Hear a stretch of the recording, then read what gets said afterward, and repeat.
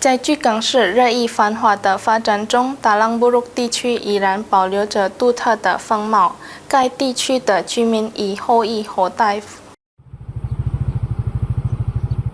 在巨港市的喧嚣之中，达朗布鲁克的一个小社区仍然保留着中华传统与文化价值。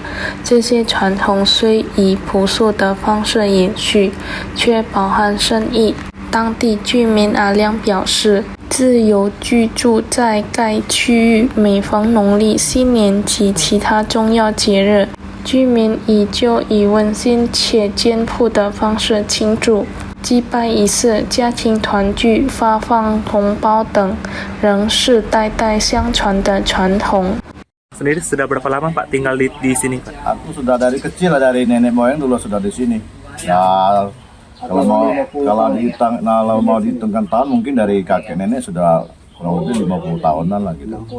Baik, Pak. Bagaimana Pak suasana Imlek di sini Pak? Kalau suasana Imleknya ya begitulah, sama kampung Cina gini.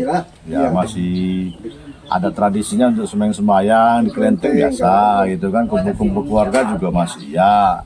Ya jalan-jalan sana keluarga, teman-teman masih ada lah aktivitasnya gitu. Cuman mungkin di hari besarnya hari Imleknya lah gitu kan。同样的，另一位每天守护庙宇的居民阿专也提到，祈福是一种祈求健康与财运的方式。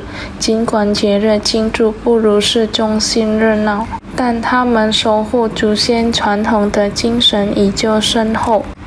Apa Pak pekerjaan atau usaha yang dijalani sehari-hari Pak? Ini jaga kelenteng. Jaga kelenteng ya Pak ya. Untuk aktivitas ibadah atau tradisi masih dijalani nggak Pak di kampung Cina ini Pak? Jalani masih. Ke kelenteng dijalani dulu. Berarti biasanya kayak sembayang begitu ya Pak? Ya, sembayang seikat go. Okay. Mungkin tradisi apa Pak yang masih dijaga saat perayaan Pak? Apa kayak pasang lampion atau berbagi angpau? Tidak pernah pasang lampion. Jarang. Oke.